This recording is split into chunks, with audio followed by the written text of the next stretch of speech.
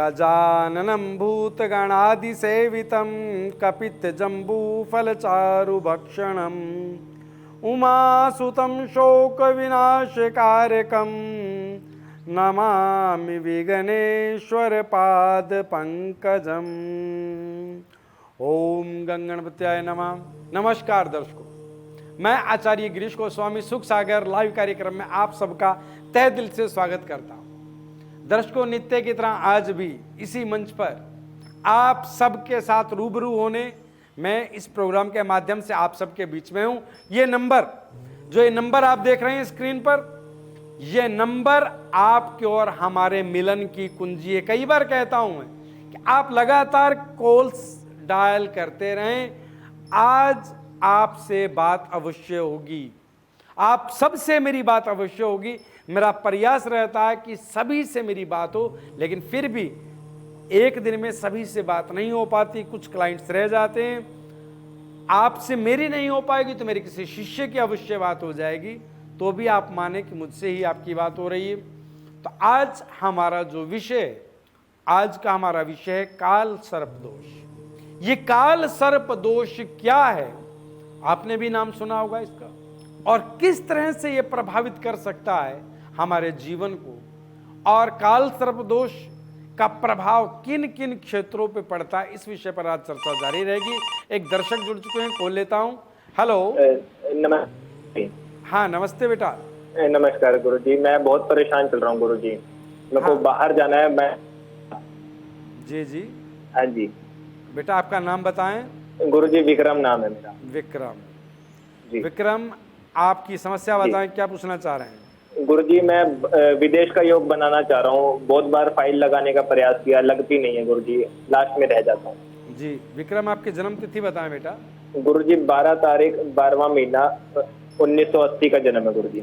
12 तारीख 12वां महीना 1980। जी। समय बताएं। गुरुजी 5:15 का। 5:15 सुबह या शाम? सुबह का गुरुजी। सुबह का, जी। और आपका जन्म स्थान बेटा? गुरुजी यमुनानगर का जन्म है मेरा, हरियाणा का। यमुनानगर हरियाणा। जी। विक्रम, आपकी जन्म लगन कुंडली मेरे समक्ष है बेटा। देखो, मैं आपको आपकी कुंडली के बारे में बता दूं कि स्थिति क्या है, क्यों आप इतने परेशान हो रहे हैं, उसका कारण भी बताता हूँ, निवारण भी। जी। बेटा, सूर्य आपकी कुंडली के लगन में विराजमान है, अर्थात आपकी कुंडली की जो शुरुआत है वो 8 अंक से हो रही है। वृश्चिक लगन की कुंडली है, सूर्य कुंडली के लगन में है बुध के साथ। ठीक है। द्वितीय भाव में शनि, तृतीय भाव में चंद्र केतु आपकी कुंडली में विराजमान है। जी। नवम भाव में राहु, एकादश भाव में गुरु शनि और द्वादश भाव में शुक्र विराजमान है तुला राशि के। देखो बेटा, एक तो आपको बता दें, आप निश्चिंत हो जाओ, आप बाहर अवश्य जाओगे। आपका विदेश योग डेफिनेटली है, 101% है, आप विदेश जाएंगे ही जाएंगे। अब क्या स्थिति है बेटा कि आपकी कुंडली के ऊपर एक स्थिति बनी हुई है कि आपके ऊपर गुरु ग्रह की महादशा चल रही है, और गुरु की महादशा में चंद्र ग्रह की अंतर्दशा चल रही है। एक बात, ठीक है। दूसरा, आपकी कुंडली में एक योग है जिसे काल सर्प दोष कहते हैं। जी गुरुजी। काल सर्प दोष क्यों बन रहा है? क्योंकि आपकी कुंडली में सभी ग्रह, जी, वो सभी ग्रह जो आपकी कुंडली में विद्यमान है, ये राहु और केतु के अधीन हो जाते हैं। ठीक है गुरुजी। आज इसी विषय पर हमारा कार्यक्रम था और पहली कॉल आपकी थी। देखिए, भगवान की कृपा देखिए क्या चमत्कार है कि मतलब आज मेरा विषय काल सर्प दोष के निवारण पर कार्य था, और पहला व्यक्ति भगवान ने वही भेजा जिसकी कुंडली में काल सर्प दोष था। आज आपके भाग्य में निवारण का समय आ गया बेटा। बेटा, आप नोट करें, सबसे पहला उपाय आपको यह करना है कि नियमित रूप से प्रातः काल और सायंकाल में काल सर्प दोष के निवारण के लिए आपको एक मंत्र जाप करना है। ओम ह्रीं ठा ठा ठा स्वाहा। ठीक है गुरुजी। पहला कार्य, सुबह शाम 1 माला अर्थात 108 बार आपको इस मंत्र का जाप करना है। ठीक है गुरुजी। काल सर्प दोष के निवारण के लिए। दूसरा, आपको बेटा विदेश जाना है, तो विदेश जाने के लिए आपको एक रुद्राक्ष धारण करना चाहिए, और वो रुद्राक्ष है आपके लिए 4 मुखी। 4 मुखी रुद्राक्ष आप सोमवार गंगा जल कच्चे दूध से धो करके प्रातः काल की वेला में धारण कर लें लाल धागे में गले में। ठीक है गुरुजी। आपको एक रतन धारण करना चाहिए बेटा, जिसका नाम है जी। ओपल रतन। ठीक है गुरुजी। शुक्र 12वें भाव में तुला राशि का विराजमान है। आप विदेश अवश्य जाएंगे बेटा, जी। तो ओपल आपको धारण करना चाहिए। 6 से ठीक है 7 गुरुजी। रत्ती चांदी में, हम्म। रिंग फिंगर में, ठीक है शुक्रवार गुरुजी। प्रातःकाल की वेला में धारण करना आपको बहुत लाभकारी है। अब आप ठीक समझे है आपको गुरुजी। करना क्या है। हाँ जी, बताइए। आपको जब भी समय लगे समर्थ अनुसार एक बार महाकाल उज्जैन अवश्य जाएं। ठीक है गुरुजी। महाकाल उज्जैन में काल सर्प दोष के निवारण के लिए क्षिप्रा नदी के किनारे पूजन कराया जाता है। ठीक है आप गुरुजी। जाकर के अवश्य पूजन करा करके आए, ठीक ताकि है काल गुरुजी। सर्प दोष शांत होते ही आपके विदेश का योग तैयार है। जय महाकाल। जय महाकाल गुरुजी। दर्शकों, बहुत इत्तेफाक होते हैं जीवन में। कुछ लोग मानते हैं, कुछ नहीं मानते। मैं तो मानता हूं।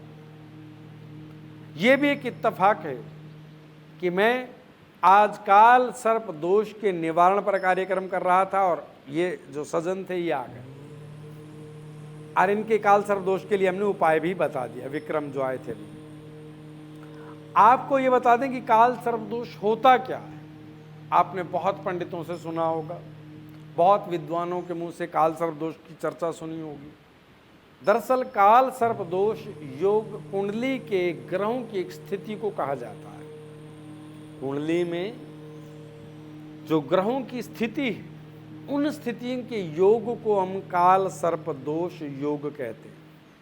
ये बनता कैसे, क्या करता है, कितने प्रकार का होता है, वो सब बताओ। लेकिन एक दर्शक जुड़ चुके हैं, कॉल लेते हैं। हेलो जी गुरुजी प्रणाम। प्रणाम।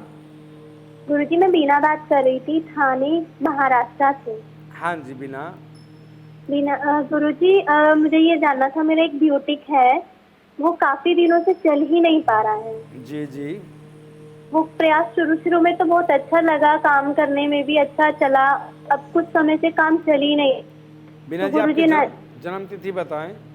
जी गुरुजी 2 नवंबर जी 1998 2 नवंबर 1998। जी समय बताएं आपका।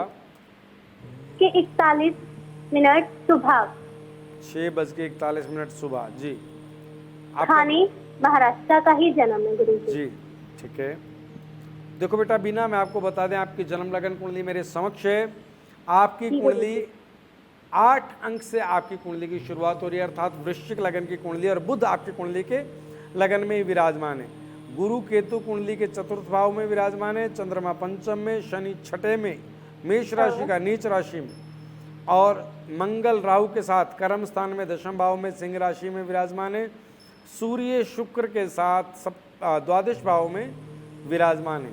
देखो बेटा, आपकी कुंडली में जो स्थिति है वो क्या है कि एक तो अंगारक योग है। मंगल और राहु आपकी कुंडली के कर्म स्थान में विराजमान है। कर्म स्थान का अर्थ है जहां से आपके भाग्य की स्थिति आपके काम में प्रबलता लाती है या कमजोरी लाती है। आपका काम अच्छा रहेगा या आपका काम कमजोर रहेगा, ये कुंडली के 10वें भाव से तय होता है, कर्म स्थान से। तो वो ये तय हो रहा है कि आपकी कुंडली में अंगारक योग बना हुआ बेटा कर्म स्थान में, और 12वें भाव में सूर्य नीच राशि के हैं। तो काम में तो दिक्कतें आना स्वाभाविक है। इस समय आपके ऊपर एक दशा चल रही है बेटा, विशेष गुरु ग्रह की, और गुरु की महादशा का भी प्रभाव है कि आपके जीवन में काम में बाधाएं बनी हुई हैं। गुरु आपकी कुंडली में वक्री हैं, शनि की राशि में केतु के साथ जो मंगल पर दृष्टि डाल रहे हैं। तो आपको करना क्या है बेटा, सबसे पहले सायंकाल की वेला में आपको जाप करना है राहु मंत्र का। ओम भराम भरीम ब्रोम सह राहुवे नमः। दूसरा, आपको प्रातःकाल गुरु मंत्र का जाप करना है, ओम ग्राम ग्रीम ग्रोम सह गुरुवे नमः। फिर आपको रुद्राक्ष गले में अवश्य धारण कर लेना चाहिए। और रुद्राक्ष क्या, आपको 7 मुखी रुद्राक्ष और 3 मुखी रुद्राक्ष, ये 2 रुद्राक्ष सोमवार गंगा जल कच्चे दूध से धोकर के गले में धारण करना चाहिए। रुद्राक्ष की बड़ी ही अपार महिमा है। हर कार्यक्रम में हर व्यक्ति को मैं रुद्राक्ष अवश्य बताता हूं। वैदिक उपाय ही 5 हैं: रतन धारण करना, रुद्राक्ष धारण करना, मंत्र जाप करना, दान देना, और संबंधित ग्रह की कारक वस्तु का जल में प्रवाह करना या मिट्टी में दबा। वैदिक उपाय ही 5 है। तो आपको मैंने क्या बताया कि आपको जाप करना चाहिए सायंकाल में राहु मंत्र का, प्रातःकाल गुरु मंत्र का, और आपको प्रातःकाल एक जाप और भी करना चाहिए सूर्य मंत्र का।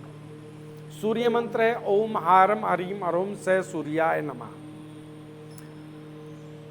आपको रुद्राक्ष मैंने बताया आप धारण कर लें, साथ में आपको एक रतन धारण करना है, ओपल। ओपल रतन आपको शुक्रवार प्रातःकाल सीधे हाथ के रिंग फिंगर में चांदी में 6 से 7 रत्ती का धारण करना चाहिए। और आपको एक विशेष चीज अवश्य जल प्रवाहित करनी चाहिए, वो है कोयला। हर शनिवार बहते जल में दोनों हाथों से सिर से वार कर कोयला प्रवाहित अवश्य करें। इन कार्यों को आप कीजिएगा, आपके जीवन में कारोबार संबंधी समस्याएं आनी बंद हो जाएंगी, धन आमदनी में आप बहुत आगे बढ़ेंगे। जय महाकाल। दर्शकों, हम आपके भाग्य की स्थिति में उत्थान लाएं, उसके लिए निरंतर खोज और प्रयास करते रहते हैं। उस खोज और प्रयास का कई बार ये भी नतीजा मिलता है कि लोग हमें बिजनेसमैन समझने लगते हैं कि गुरुजी तो व्यवसाय करते हैं। आज विश्वास की बड़ी कमी है। छोटी सी बात में बहुत जल्दी आप लोगों का विश्वास डगमगा जाता है, क्योंकि युग भी ऐसा है, आपका भी कसूर नहीं है। लेकिन आप अगर श्रद्धा और विश्वास के साथ हमसे जुड़े रहेंगे तो निसंदेह आपके जीवन में जो समस्या आ रही है वो रहेगी नहीं।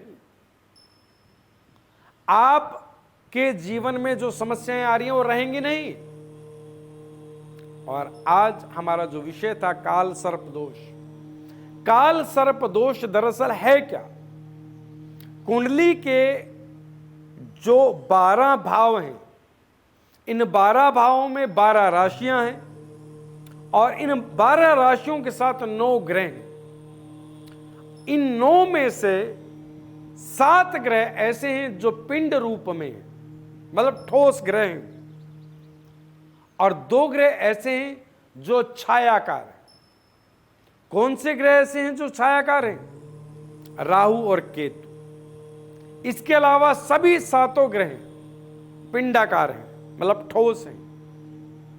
अब जब इन जो छायाकार 2 ग्रह हैं, इन्हें अंधकारमयी ग्रह भी कहते हैं। इन अंधकारमयी ग्रहों के बीच मध्य अगर सभी ग्रह आ जाएंगे, उस स्थिति को हम काल सर्प दोष कहते हैं। एक दर्शक जुड़ चुके हैं, कॉल लेते हैं। हेलो जी नमस्कार गुरुजी, मेरा नाम रुचिका है। नमस्कार बेटा, नमस्कार।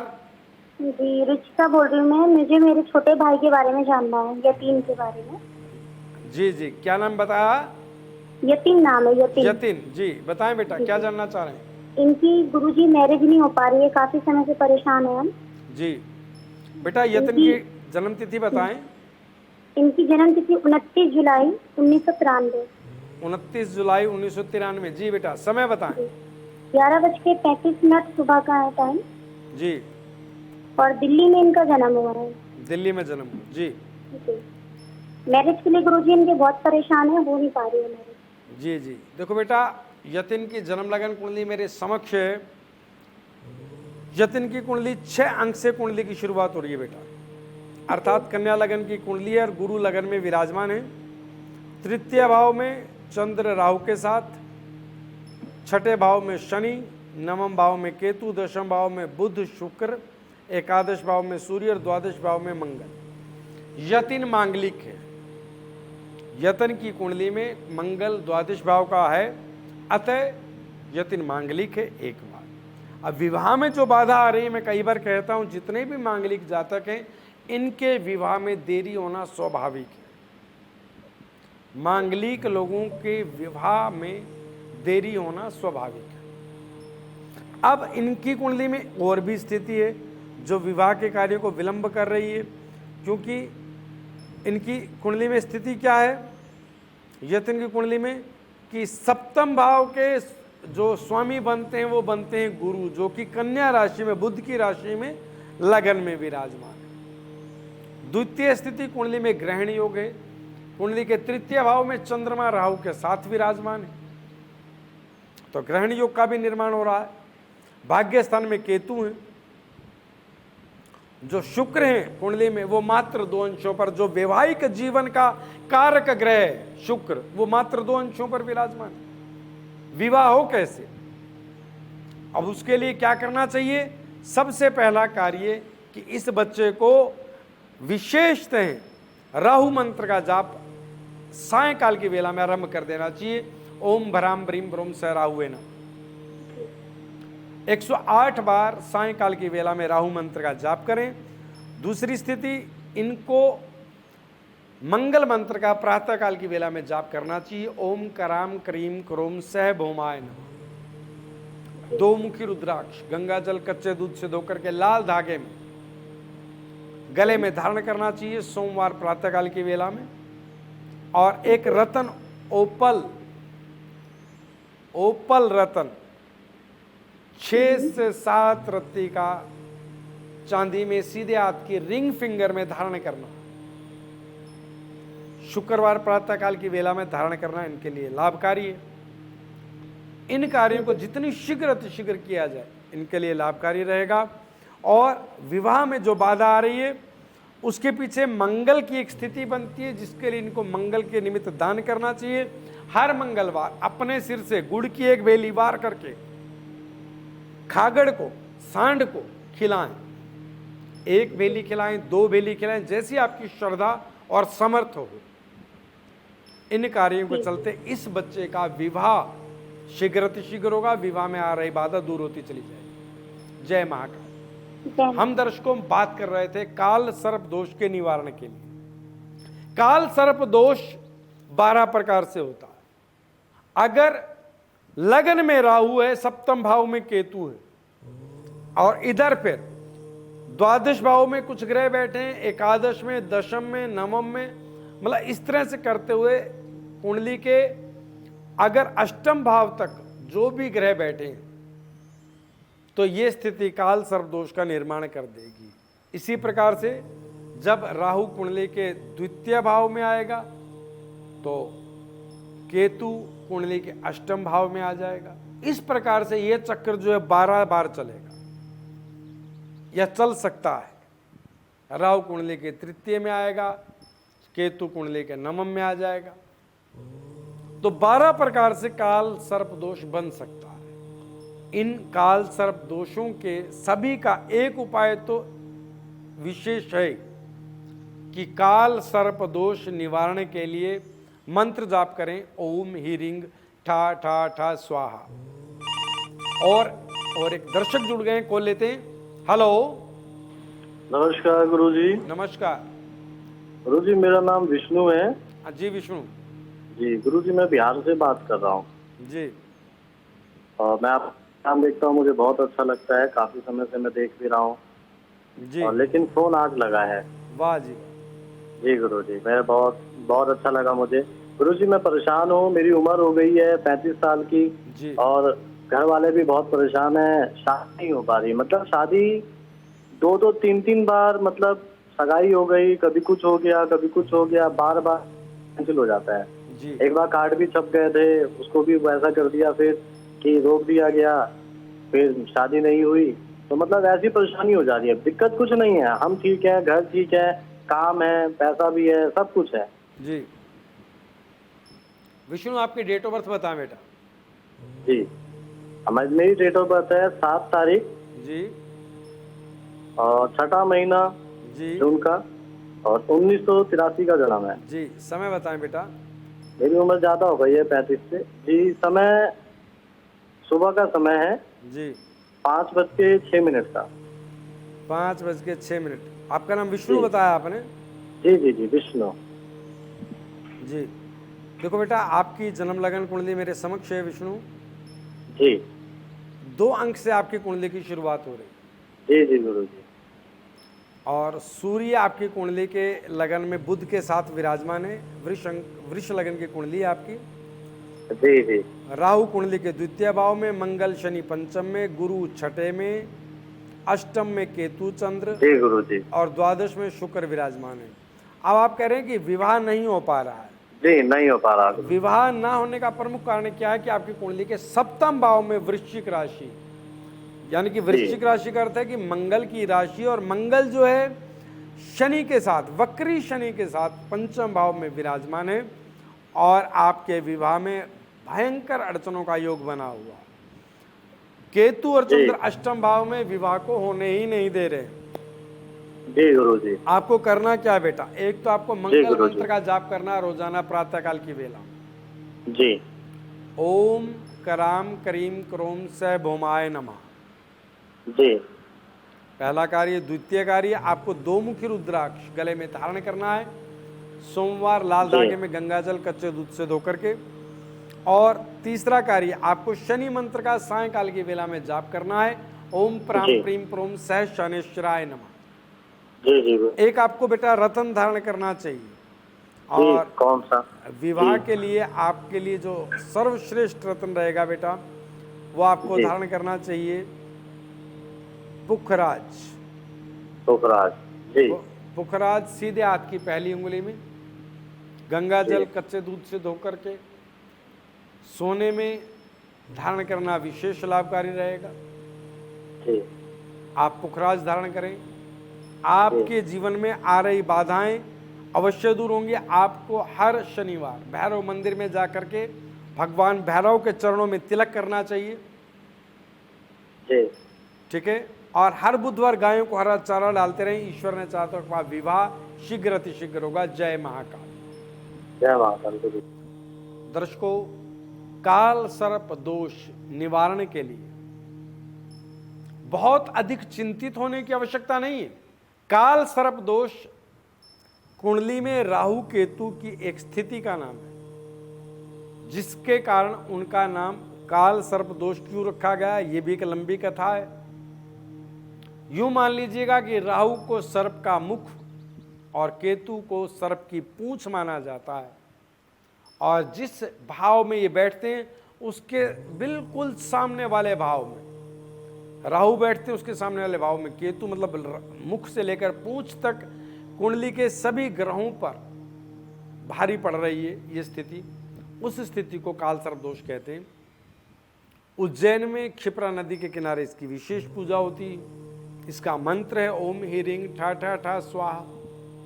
एक मुखी रुद्राक्ष धारण करने से काल सर्प दोष जैसे योगों में से शांति मिलती है। किसी भी सपेरे को आप दान दक्षिणा देते हैं, उसमें भी काल सर्प दोष में आपको शांति प्रदान होती है। काल सर्प दोष की शांति के लिए भगवान शिव का पाठ बेहद लाभकारी है। तो काल सर्प दोष से भयभीत ना होकर के आप किसी भी विद्वान को अपनी कुंडली का आंकलन कराएं, और काल सर्प दोष के और बहुत सारे उपायों द्वारा शांति की जा सकती है। एक दर्शक जुड़ चुके हैं, वो लेता हूं। जय महाकाल। हेलो। हेलो। हाँ जी। गुरुजी, हाँ मैं जी, बोलिए। विनीत बोल रहा हूँ। हाँ जी, बोलिए। विनीत जी, गुरुजी मेरी परेशानी ये है कि मेरा स्वास्थ्य ना ठीक नहीं रहता है जी। और हर महीने कुछ ना घुटना कभी दर्द हो जाए, कभी पैरों में, और कुछ ना कुछ दुर्घटना भी होती रहती है मेरे साथ जी। और रात को मैं सो नहीं पाता हूँ ठीक से, रात को नींद ही नहीं आती है मुझे जी। काफी ज्यादा परेशान हूँ। बहुत डॉक्टर को भी दिखला लिया, मनोवैज्ञानिक को भी दिखला लिया, मतलब बेचैनी सी बहुत रहती है मुझे जी। कई लोग मुझे बता रहे काल सर्प दोष भी है, कोई कहता है पितरों का दोष लगा हुआ है। मुझे समझ ही नहीं आ रहा मैं क्या करूं क्या नहीं।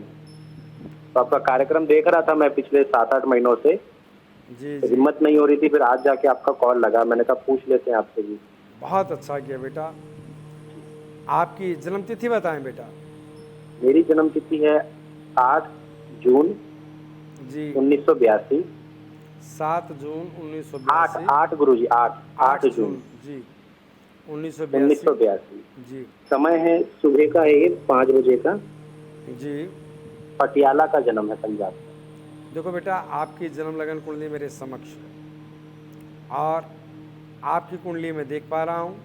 आपकी जन्म कुंडली की जो स्थिति है जी आचार्य जी। उसमें एक विशेष बात ये है कि 8 अंक से आपकी कुंडली की शुरुआत हो रही है। जी बुध लगन में आपकी कुंडली के, केतु और गुरु आपकी कुंडली के चतुर्थ भाव में, चंद्रमा पंचम में, शनि छठे भाव में विराजमान है, मंगल जी। राहु के साथ जी दशम भाव में और सूर्य शुक्र के साथ द्वादश भाव में विराजमान है। तो आप अपनी प्रॉब्लम क्या बता रहे हैं बेटा, ये बताएं। मतलब स्वास्थ्य को लेकर भी दिक्कत है, रात को भी चैन से नींद नहीं आती, और दूसरा हर महीने कोई ना कोई हादसा, कोई ना कोई दुर्घटना, कुछ ना कुछ हाँ, लगा ही रहता है मेरे देखो साथ। बेटा मैं आपको बता दूं स्थिति क्यों है। आपकी कुंडली में अंगारक योग बना हुआ, अच्छा गुरु जी। मंगल और राहु आपकी कुंडली के कर्म स्थान में दशम भाव में विराजमान।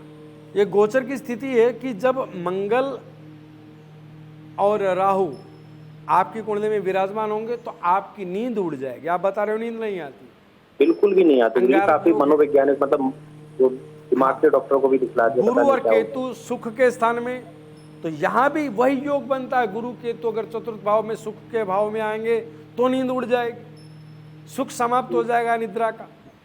और शनि आपकी कुंडली के छठे भाव में नीच राशि के विराजमान।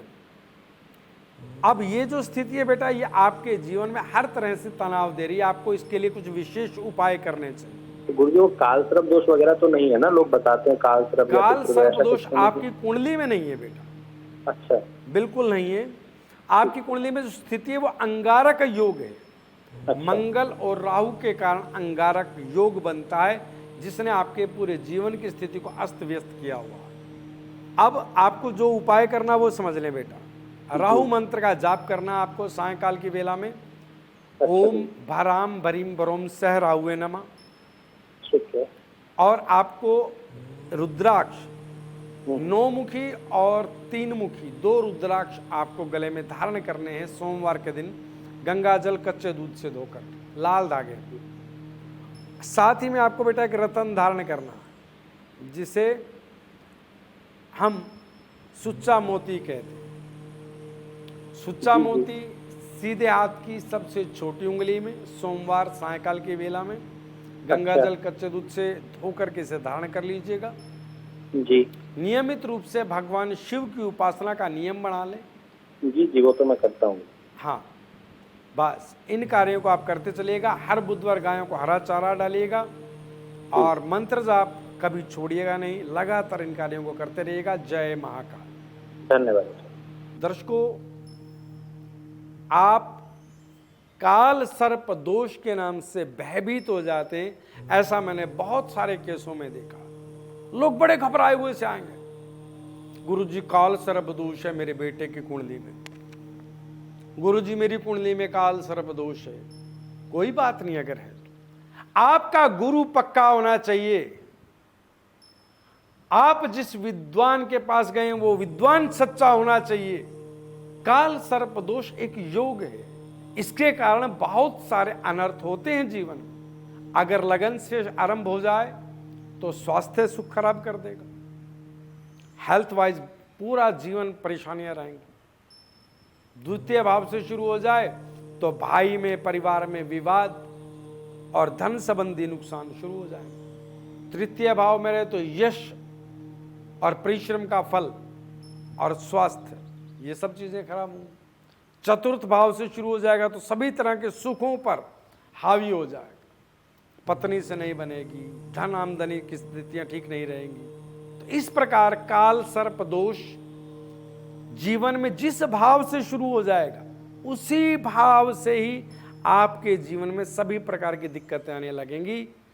इस काल सर्प दोष के निवारण के लिए सबसे अच्छा उपाय है कि आप अपने विद्वान से कुंडली का आकलन कराएं। समय के अभाव में मेरी इतनी सेवा स्वीकार करते हुए, आप सबके अंदर बैठे ईश्वर को नमन करते हुए आपसे आज्ञा लेता हूँ।